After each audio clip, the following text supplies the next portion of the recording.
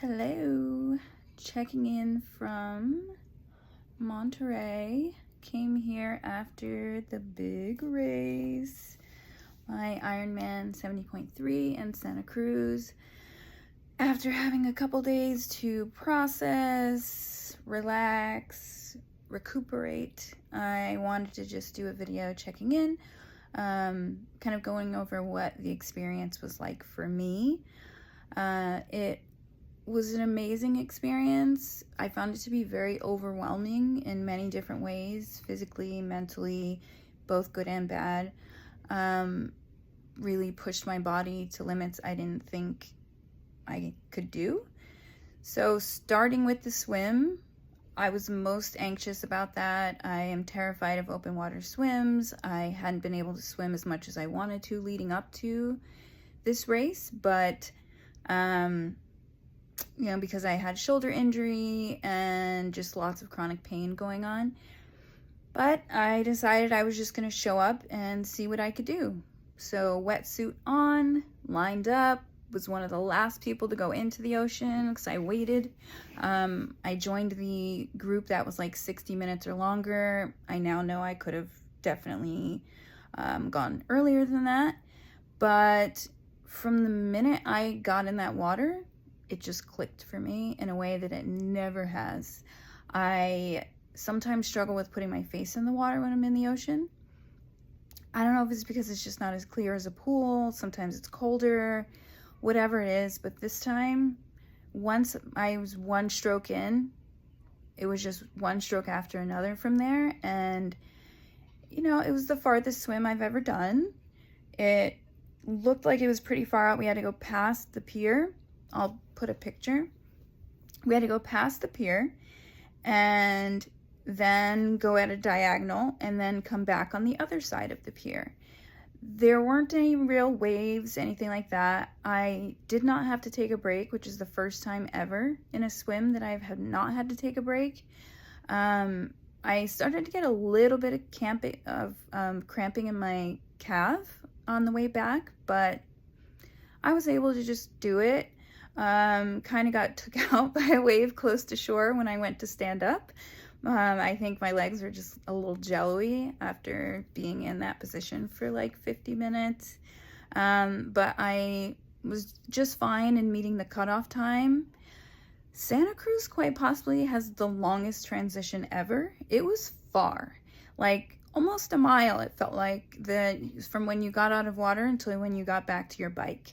And I wish that I had had some booties or something on because the ground was really hard, like rocks and things like that. So as I was trying to run to transition, my feet started to get really sore. So, that was the swim. My husband was like right there as I got out of the water, cheering me on. And one of the first things I said to him was, "That was so much fun," which is not what he expected to hear from me. Usually it's like purely about survival when I do the swim, but I honestly enjoyed the swim so much. And I felt so confident and comfortable in the water. Again, that's never happened before. So I don't know what it is, but it was just an amazing experience for me. Then we have the bike. The bike, 56 miles. It's a long ride. The thing about the bike is it was very hilly. It was like 23 or 2,100 feet of elevation throughout. And, I did not train as well as I should have when it came to the bike, especially hills. And that really took me out. Like it destroyed my legs when I was going. I had to go super slow up some hills. There was the steepest possible hill. I believe it was like 800 foot on an incline. And my bottle fell out of my cage. So I had to get off my bike because I didn't want to get a penalty. So I had to get off my bike to get my bottle. And then the hill was so steep I couldn't get back on my bike. So I had to walk my bike up until there was a spot that was flat enough for me to get back on. So that really took some time out of my race there. And I don't know how much you guys know about cutoffs, but basically you had to finish the bike in 5 hours, 30 minutes, including the swim and the transition. So even though I had a bit of time before the cutoff for the swim, that transition was so long that it ate into my bike time, as it did for everyone else. You know, I wasn't special in that way. We all had to go through the same transition. But the longest bike ride I had done before this, 28 miles. That just tells you how unprepared or not well trained I was. It wasn't due to lack of effort or desire. It was just a lot of, you know, whether I was having really bad chronic pain and not able to exercise, or like I said, was doing physical therapy for my shoulder for a while. All of that came into play, and you know, I genuinely did not know going in how far I would make it on the bike. So I started my day with very small goals. The first goal was to line up at the swim. I've had to cancel several of my triathlons this year and not be able to do them because of health issues. So the fact that I lined up, to me, winning. The second was to finish the swim, and I did it again within the cutoff. The next was to try to finish the bike. So once I got to the turnaround point, I was dying, but I was like, okay, I'm here. Now I just need to get home. So 28 more miles. And at this point, I had a man working for the race, obviously. He pulled me over and told me I had to make it to mile marker 42, the next aid station, and I only had an hour to get there.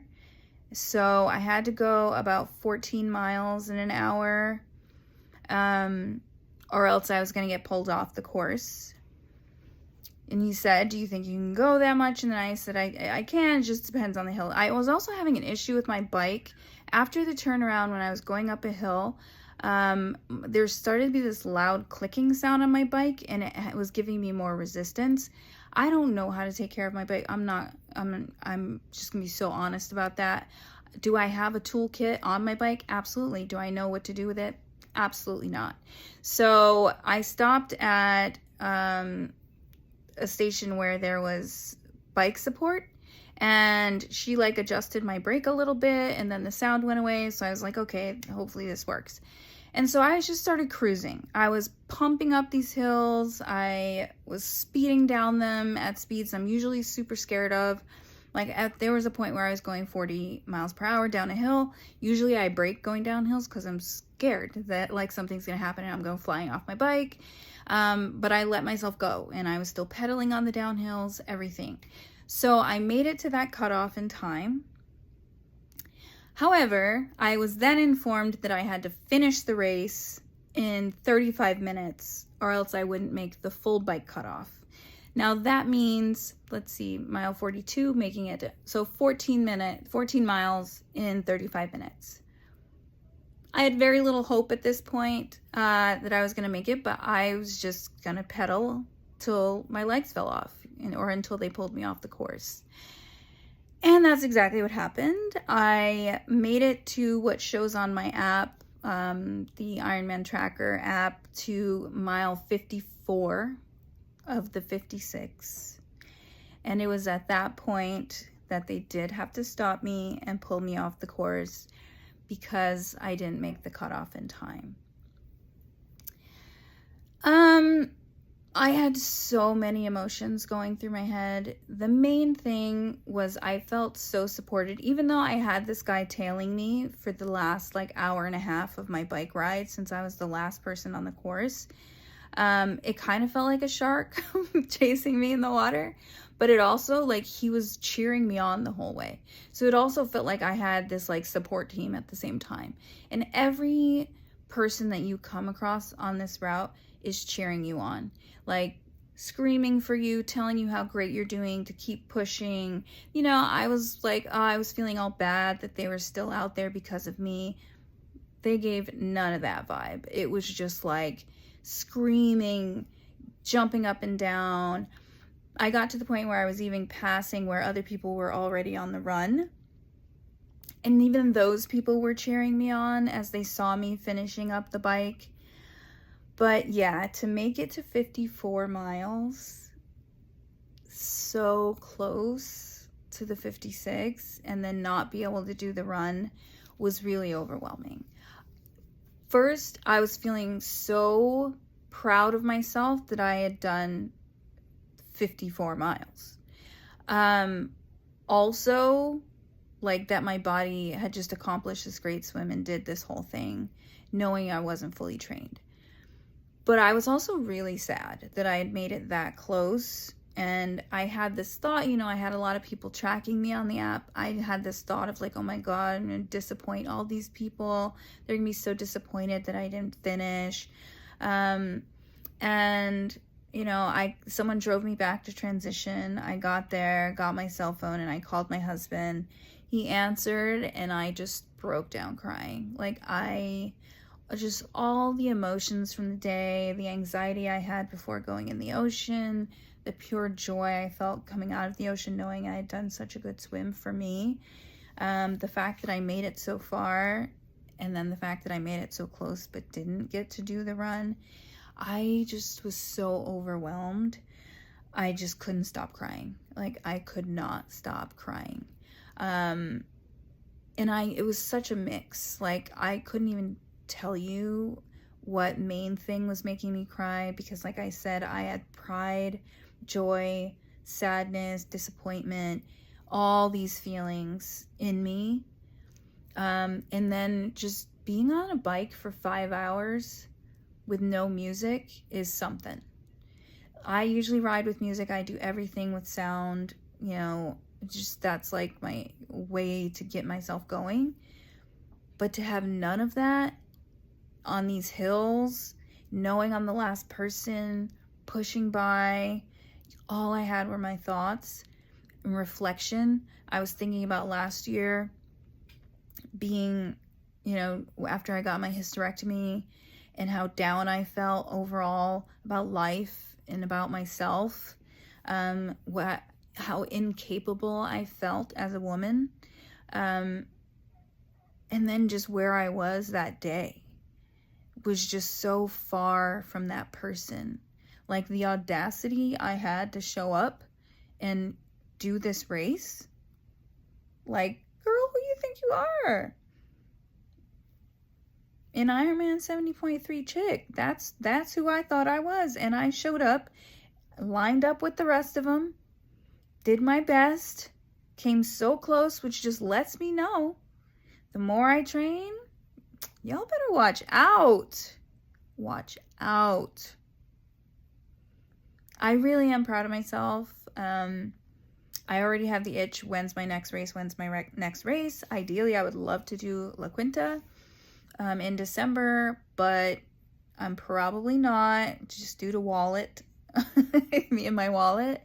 But yeah, it was a phenomenal experience being at the Ironman Village. Oh my gosh. So amazing. Just like getting this sweater. By the way, it has my name on the back. I will, has all the names, but mine in particular, which means I am officially part of the Ironman family. I'm not tattoo official yet. I think you have to finish before you can go and get one of those, but I am, like, my name's on here. I showed up, I raced, and I killed it for me. So just wait until I'm fully trained. What? Just wait. Like, if this is me, I doubled the amount of miles I'd ever biked after swimming 1.2 miles, which I'd never swam. I'm ready. I'm officially a triathlete. That's what I was like. The next day, I was like, oh no, I'm a triathlete. I absolutely am. Not to say people who do sprints are not. This was just like, to me, my coronation of like, oh, it's official. Like, this is a part of my life now. This is a part of my identity now. If you guys thought I was unsufferable before, just wait. But yeah, it was super awesome having my family tracking me and everyone cheering me on. I had so many messages and so much support from family and friends, and my husband, of course. When I got to hug him and just have my little breakdown that I needed to have right there in transition after that race, he just held me up and told me how proud he was and let me snot cry all over the place, and really was just supportive. And again, shout out to my family, my mom, my siblings, my aunts, my cousins. It just, honestly, there's nothing like it, guys. There's nothing like it. So if you ever get the chance, I totally recommend. 10 out of 10. Maybe not those hills. Maybe not those hills. But 10 out of 10 recommend Ironman. Or triathlon in general. It's just a community that really accepts you, takes you in, and lets you know you're showing up and you're worth it and you're a part of it. So that was my Ironman experience. I love to hear about other people's Ironman experiences as well. And I want to add, yes, 70.3. Not a full Ironman yet. We got a few more of these to do before we even think about that situation. But this might be my new niche right here. My new niche. Thanks for watching.